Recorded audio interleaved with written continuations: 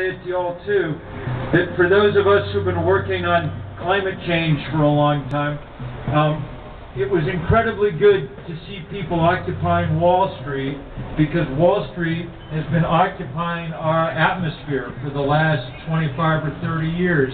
It's the reason we can't get anything done ever about climate change, is the power of corporations to keep change that everybody knows needs to happen from happening. And so what you're doing is extraordinarily important, and I'm going to maybe I'll just take a minute and tell you about this fight that we've been doing all year long, or all summer and fall long, in the States around the Keystone pipeline coming from the tar sands in Alberta. Just because, among other things, is that better? Just because, among other things, it may give you more heart for your work here, because we've actually had at least a little bit of kind of unexpected success in the last little while. Look, I gotta say, I didn't really even know about the tar sands until about 6 months ago. I mean, I knew that there was this big development going on in Alberta, and I knew it was wrecking the lives of a lot of Indigenous people up there, and I did not pay as much attention as I should have, because there's always 100 horrible things going on around the world, and it's hard to focus on all of them at any given moment. But at some point in the spring, our greatest climatologist in the world, Jim Hansen at NASA, and his team published a series of papers explaining just how big a problem it really was, explaining that the tar sands in Alberta are the second biggest pool of carbon on Earth after the oil fields of Saudi Arabia. Now, it's the oil fields of Saudi Arabia and burning them more than anything else that's raised the temperature of the planet a degree so far, and caused the epic trouble we're seeing, the flooding and the drought that are now just on the rise in every corner of the earth, and that are tonight, making life impossible for our brothers and sisters in Bangkok and in Central America, and it'll be someplace else next week, because that's what's going on now. At any rate, when we found Saudi Arabia and started pumping oil out of there, we didn't know about climate change. Now that we do, if we find the second Saudi Arabia in Canada and just do with exactly the same thing we did with the first one, then we're crazy. And that was the thing that started getting people involved and interested in thinking about this Keystone thing. But we needed a way, this pipeline that they wanted to run down to the Gulf of Mexico. We needed a way to kind of take what had been an obscure and kind of regional issue, where only people along the pipeline route knew about it, and make it into a national issue. And the way that we chose to do it in August was to ask people to come and put their bodies on the line. And so I wrote a letter with my friend Naomi Klein, and other people joined us, some of the Indigenous leaders from Canada, Wendell Berry, the great Kentucky writer and essayist, a few others, and we sent out this letter, and we didn't know if many people would come to get arrested. And, and on the first day, there were about 75 or so of us outside the White House who sat down, and the police wanted to make an example of us, so those 75 of us spent 3 days in Central Cell Block in D.C., shackled at the ankle to the bed and things. It was no fun, but I know that there's a chance that people will end up having to get arrested here, in the weeks ahead and things. It's not impossible, it's not the end of the world either. And I'm 50, so I was on actually the lower end of the age scale of the people on my cell block, the 40 guys or so who from our protest who were there. It was doable. And the thing that worried us was not that it wasn't so comfortable. The thing that worried us was that the police were trying to deter other people from coming, and we kind of worried that it might work. I was able to kind of smuggle one message out of prison, and what I said was, so I knew there were people worried about us. I said, we don't need your sympathy, we need your company. And the next day, there were 100 people who got arrested. And the day after that, 125. By the time the 2 weeks of that were over, 1,253 people had been arrested. It was the largest civil disobedience action in the U.S. in about 25 years. And it served its purpose. I don't know if there's any poker players here, but it was kind of our bodies. We kind of spent our bodies as the kind of ante to get into the game, you know, to make it a visible enough issue that we could really fight it, and then we fought like hell. And all fall long, every place that the president went, there were big crowds of people chanting, "Yes, we can, stop the pipeline," and, you know, all of that kind of thing. And a week ago Sunday, we called everybody back to D.C., this time not to get arrested, this time just to see if we could circle the White House in people, okay? And we didn't actually know if we could. You know, my younger and more computer-literate friends were busy on Google Earth trying to, calculate how many people it would take to go around the White House. But we figured maybe if we could get everybody just, stretched like this, we could get them around the kind of mile of perimeter there. As it turned out, so many people showed up that we were stacked 5 deep, shoulder to shoulder around the White House, and it was a gorgeous, gorgeous day. And everybody, all the signs and all the banners were just quotes from Barack Obama in 2008. And they all just said things like, it's time to end the tyranny of oil. And in my administration, the rise of the oceans will begin to slow and the planet will begin to heal, and things like that. Things that were really powerful things to say. You shouldn't say things like that if you don't mean them. And that was the kind of point we were trying to make. And the really powerful news was that 4 days later, last Thursday, the President and the State Department announced that they were going to have a whole new re-review of this Keystone pipeline, and that it was going to take at least a year, and that they were going to explicitly look into questions about climate change as part of doing it. Now, this is by no means any kind of total victory. It's quite possible that after the election, Barack Obama will just decide to approve this thing. It's quite likely that if he turns this one down, he could approve some other one that they'll come up with. It's quite likely that President Romney, if he gets elected, will approve 36 pipelines, wherever anybody wants them. So no, there are no permanent victories in the environmental business as far as I can tell, just temporary ones that you try to hold on to. But it shouldn't be understated how kind of remarkable it was.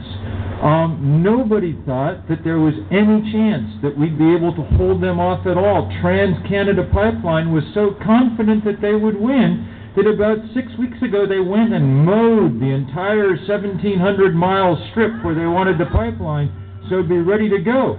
They've got hundreds of millions of dollars worth of steel pipe that they transported across the border and pre-positioned all across the U.S. to build their pipeline. And now it's just going to rust in the fields for a couple of years, which makes me very pleased, I must say.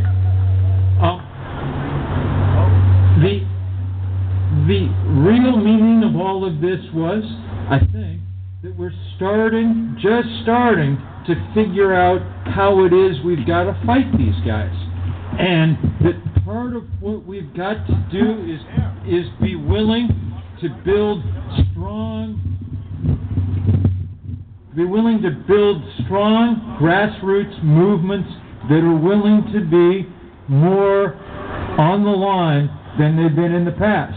It doesn't mean that all the time we go get arrested and that's the only thing we can think of how to do, and it doesn't mean that when we do it We don't try to do it in as creative a way as possible. One thing we said when we got people arrested in August was, we don't think young people should have to be the kind of cannon fodder for this, you know. We think it makes more sense for those of us who've been pouring carbon into the atmosphere for a long time. And in any event, you know, right now in our economy, maybe an arrest record's not the best thing for an 18-year-old to have. But once you're a certain age, I mean, what are they going to do to you, really? So we didn't ask people how old they were, because that would be rude, but we did ask them who had been president when they were elected, okay? And the biggest cohorts came from the FDR and the Truman administrations. And on the last day, there was an 86-year-old guy arrested with a sign around his neck that said, World War II vet, handle with care, okay? And it was really powerful. Now, one of the upshots of all of this, I'm afraid, is that it means there's now going to be more pressure on British Columbia than there was before. We've been listening to Stephen Harper say over and over and over again now, and I think he was kind of trying to bluff, but he was saying, doesn't matter if you, build that Keystone pipeline or not. If you don't, we're just going to send it to British Columbia to China. We're going to pass it through British Columbia on its way to China. And so the Enbridge pipeline and this expansion of the Kinder Morgan pipeline through Burnaby and things are probably going to get more attention now from the government in Ottawa even than they have in the past. And that'll mean that it's incredibly important for you guys to figure out all the ways you can to stop them. And I know you're already working on it, and we will do whatever we can to help from down south of the border. The only advice I'd give, I know that you've got that. Well, in the first place, one of the great pleasures of the last 4 or 5 months for me has been getting to work really closely with Indigenous communities around the continent. And my sense is that especially up here, they're pretty well organized and ready to take these guys on. I went up to Yellowknife in early fall and spent a great couple of days with a guy named Bill Erasmus, who's the chief of the Dene and one of the leaders of the Indigenous Council, First Nations Council across all of Canada. He said, don't worry, we've got it taken care of, and I tended to trust him. He seemed like that kind of guy. So you've got good allies to begin with. And I know that you've got a potent political message, and a really important one, in this thing about keeping the tankers out of the sound around here. It is an absolute given that oil spills whenever we do anything with it. The pipeline that TransCanada built, the kind of precursor to Keystone that they opened last year, they predicted would leak 2 times in a decade, and it leaked 12 times in its first year, Oil just has this way of getting out, But the piece of advice I'd give is also be willing and insistent on talking about the bigger global threat that this oil poses to everyone. That it is a deep moral and ethical question that you guys now have a huge chance to play a part in. Jim Henson at NASA, when he made those calculations about how much carbon was up there, said that if those tar sands in Canada were heavily tapped, it would be, quote, essentially game over for the climate, okay? That there's enough carbon up there that we can, no matter what else we're doing around the world, if we tap into it heavily, that we won't be able ever to get our climate system under control. It puts a huge burden on Canada to make sure that you guys do the right thing. Otherwise, Canada's greatest legacy to the rest of the planet in the 21st century, maybe the greatest legacy in its history, will be the fact that it poured so much carbon into the atmosphere. We can't have that, Canada's a place that we count on to help solve problems, not to cause them. And its place in history has been helpful for so long, and we need that so much now, just in the same way that we need to count on the Brazilians to figure out how to keep the Amazon from being cut down. We need to count on Canadians to figure out how to keep those tar sands where they've happily been for the last few million years, which is safely underground, okay? And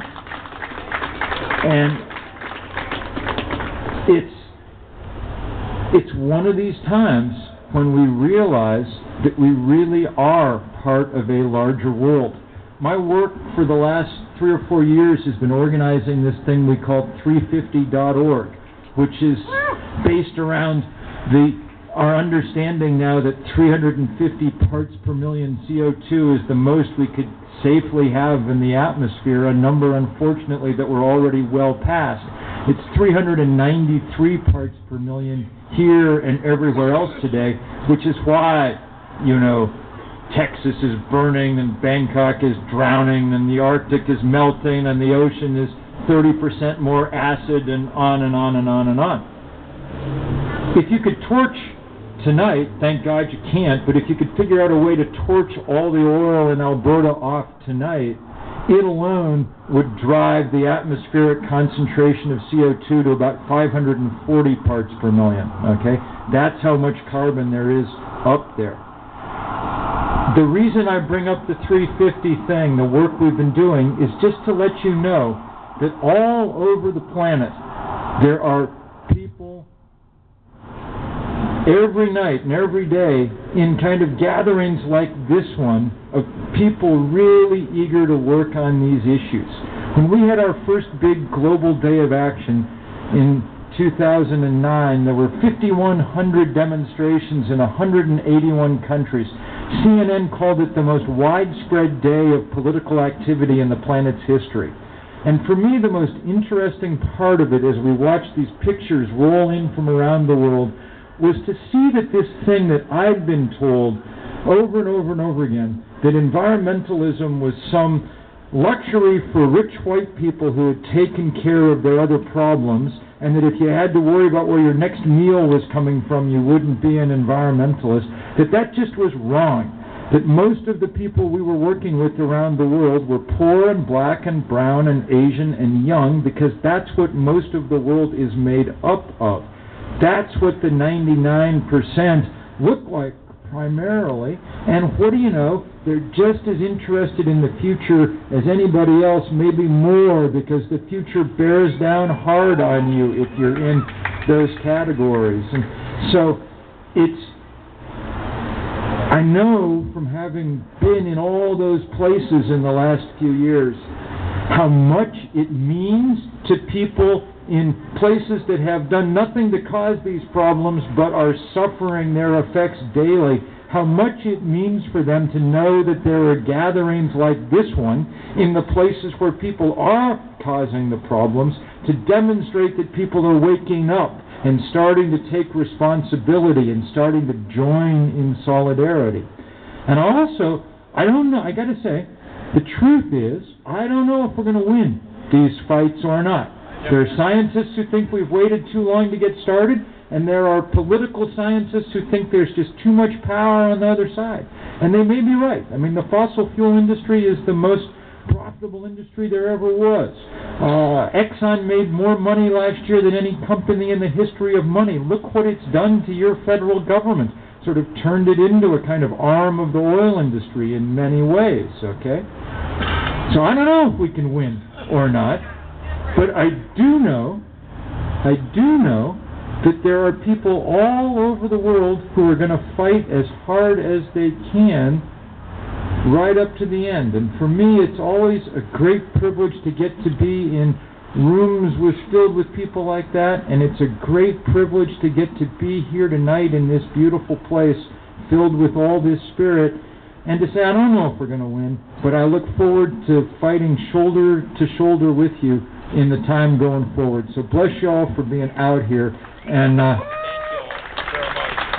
all very much.